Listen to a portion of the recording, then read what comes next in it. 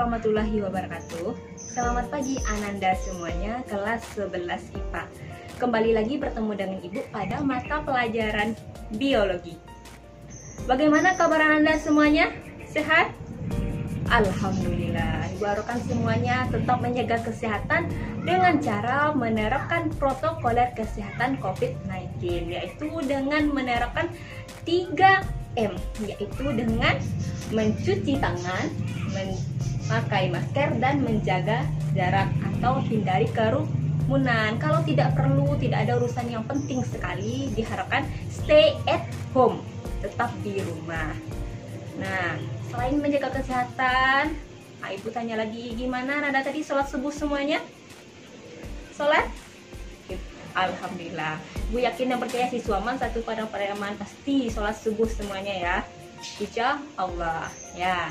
Nah, pada pertemuan kali ini kita akan melanjutkan materi yang sebelumnya. Materi yang sebelumnya masih ingat, yaitu tentang sel. Nah, sekarang kita itu masuk ke jaringan. Nah, dalam pembahasan pertemuan kita kali ini, apa tujuan pembelajarannya? Yaitu diharapkan ketika Ananda telah selesai dalam membahas pelajaran ini, diharapkan Ananda mampu menganalisis keterkaitan antara struktur sel pada tumbuhan dan fungsi organ melalui studi literatur, pengamatan, percobaan, dan simulasi secara tepat. Nah, itu tujuannya. Diharapkan Ananda mampu mencapai tujuan pembelajaran setelah mempelajari bab ini.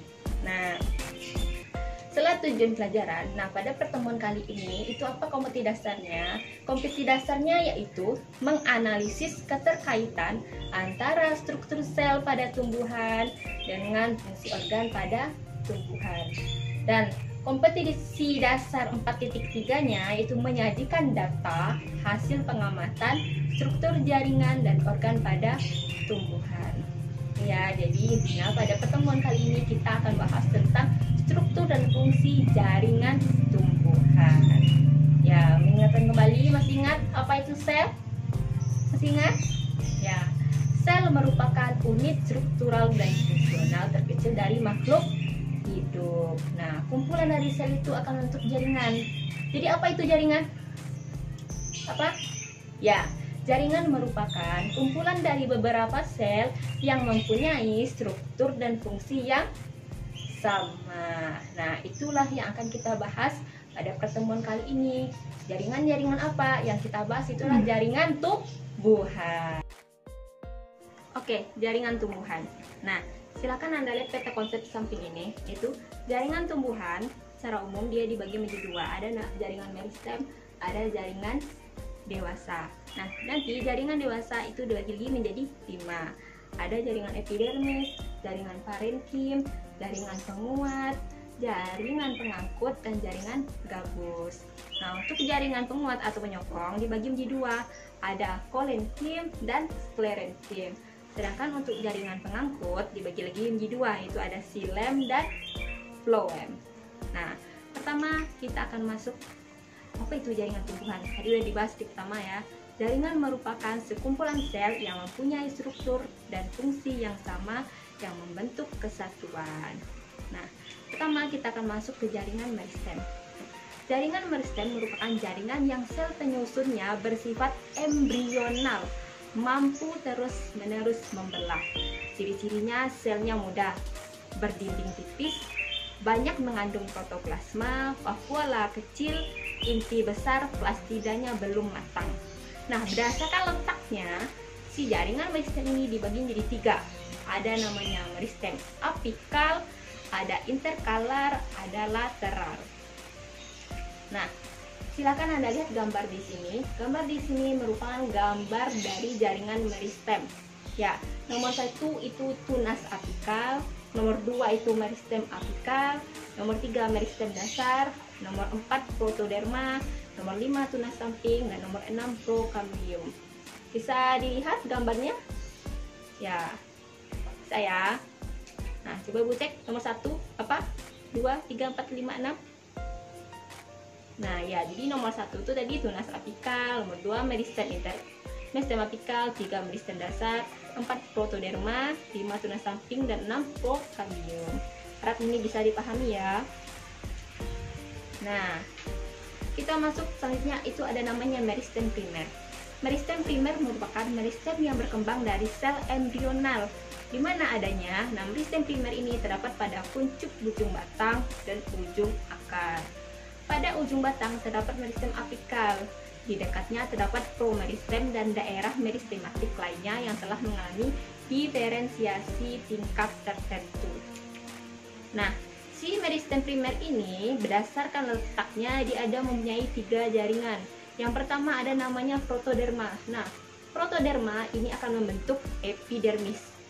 Nah, yang kedua itu ada namanya prokambium. Prokambium akan membentuk jaringan ikatan primer, yaitu xilem primer dan floem primer. Dan yang ketiga itu meristem dasar. Nah, meristem dasar merupakan jaringan dasar tumbuhan yang akan mengisi empulur dan korteks seperti parenkim, kolenkim, dan sklerenkim. Nah, selanjutnya yaitu meristem sekunder. Apa itu meristem sekunder? Meristem sekunder merupakan meristem yang berkembang dari jaringan dewasa yang telah mengalami diferensiasi dan spesialisasi. Contohnya yaitu jaringan gabus, jaringan kambium, nah yang nantinya akan membentuk jaringan pembuluh sekunder. Ada xilem sekunder dan floem sekunder. Nah, selanjutnya itu kita akan bahas tentang jaringan dewasa. Apa itu jaringan dewasa? Jaringan dewasa merupakan jaringan yang terbentuk dari diferensiasi dan spesialisasi sel-sel hasil pembelahan jaringan meristem. Contohnya tadi ya, ada jaringan epidermis, ada jaringan gabus, ada jaringan parenkim, jaringan penguat, dan jaringan pembuluh. Nah, yang pertama kita akan bahas jaringan epidermis. Bisa lihat gambarnya? Nah, ini gambar jaringan epidermis. Jaringan epidermis itu ciri-cirinya terdiri dari sel-sel hidup, berbentuk persegi panjang, selnya rapat, tidak memiliki ruang antar sel, dinding luar mengalami penebalan, membentuk derivat jaringan epidermis. Nah, namanya derivat epidermis. Derivat epidermis merupakan artinya bentuk lain dari epidermis. Contohnya di sini kita lihat gambar ya. Itu ada stomata, ada trikomata, ada sel kersik, ada filamen, dan duri. Duri nama lainnya itu spina. Nah, selanjutnya kita akan masuk jaringan parenkim. Nah, jaringan parenkim merupakan jaringan dasar, jaringan penghasil dan penyimpan cadangan makanan. Contohnya yaitu parenkim penghasil makanan. Parenkim daun yang memiliki kloroplas dan dapat melakukan fotosintesis. Nama lainnya klorenkima. Parenkim dia penyimpan cadangan makanan terletak di batang dan akar, misalnya pada ubi jalar. Nah, jaringan parenkim itu jaringan yang mulai dari sebelah dalam epidermis hingga ke empulur. Dia tersusun atas sel-sel bersegi banyak. Antara sel yang satu dengan sel yang lainnya terdapat ruang antar sel. Nah, di mana adanya? Dia terdapat pada akar, pada batang, dan daun, mengitari jaringan lainnya. Nah, jadi parenkim itu bukan jaringan dasar, jaringan penyusun dari tubuh tumbuhan. Nah, jaringan parenkim itu tadi ya, kalau jadi parenkim yang mengandung klorofil namanya klorenkim. Kalau parenkim yang terdapat rongga udara namanya airenkim. Nah, selanjutnya kita masuk ke jaringan penguat. Nah, jaringan penguat bisa lihat gambarnya. Jaringan penguat itu ada kolenkim, ada sklerenkim. Bedanya di mana? Kalau kolenkim itu selnya hidup, sedangkan kalau sklerenkim itu dia selnya mati. Nah, kita bahas kolenkim ya. Kolenkim tadi selnya hidup. Nah, selnya mengandung kloroplas. Umumnya terletak di dekat permukaan dan di bawah epidermis pada batang, tangkai daun, tangkai bunga, dan ibu tulang daun. Dinding selnya mengandung selulosa, pektin, dan hemiselulosa. Apa fungsinya? Fungsinya sebagai penyokong pada bagian tumbuhan muda yang sedang tumbuh. Jadi intinya kolenkim selnya hidup, jaringan muda yang sedang tumbuh. Nah, kalau sklerenkim bagaimana? Kalau sklerenkim ini tadi selnya mati. Nah, dindingnya sangat rapat, dindingnya sangat tebal, kuat dan mengandung lignin. Nah, dinding hanya mengalami penebalan primer dan sekunder oleh zat lignin. Karena dia punya lignin tadi, dia terjadi penebalan.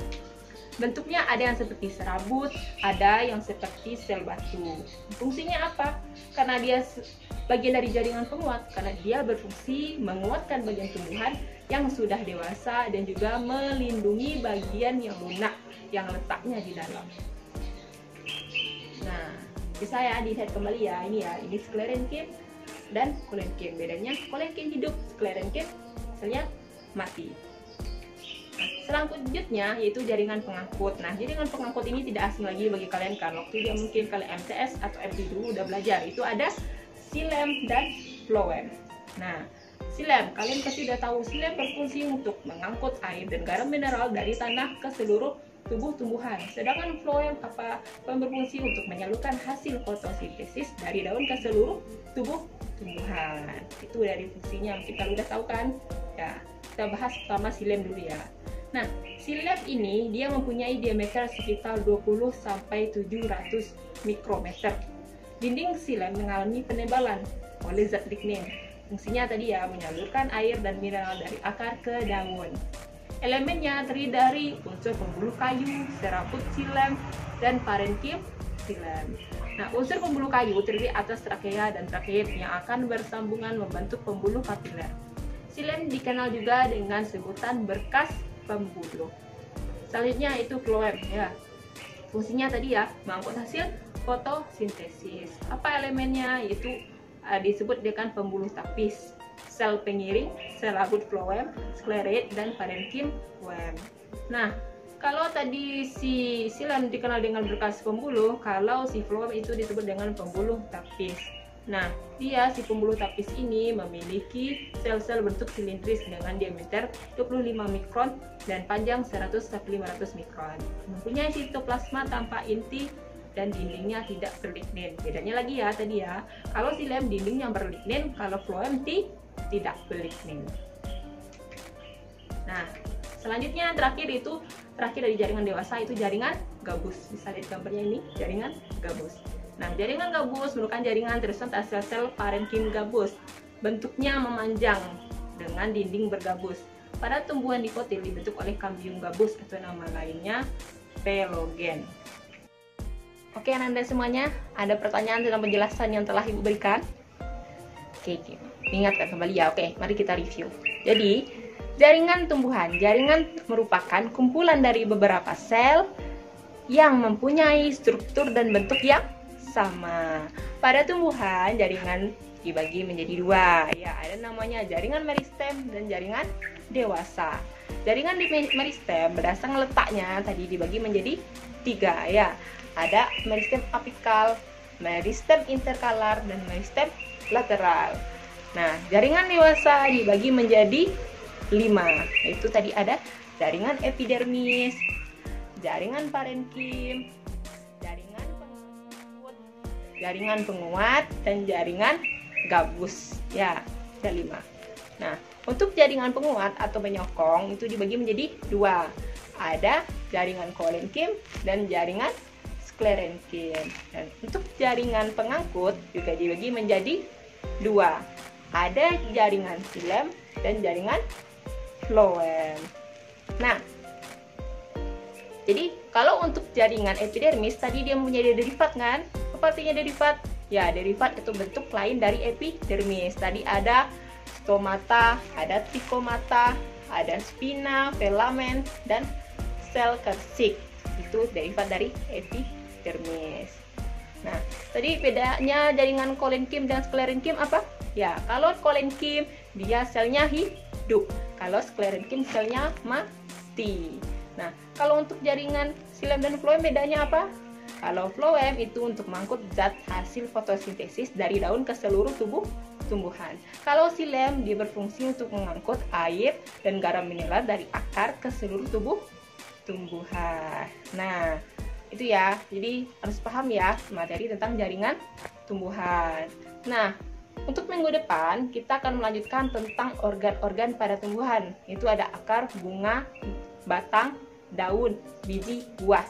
Nah, tugas Ananda, nah silakan kerjakan PR-nya halaman 345. Itu ada soal tentang jaringan epidermis. Nanti dipukul lewat WhatsApp boleh, atau nanti di-upload ke Classroom. Nah, mungkin cukup sekian pertemuan kita pada kesempatan kali ini. Nah, semoga apa yang kita pelajari hari ini bermanfaat. Nah, mendapat berkah oleh Allah Subhanahu wa taala. Mari kita ucapkan alhamdulillah. Alhamdulillahirabbil alamin. Sekian penjelasan dari Ibu tentang jaringan tumbuhan. Sampai ketemu di pertemuan virtual selanjutnya. Assalamualaikum warahmatullahi wabarakatuh.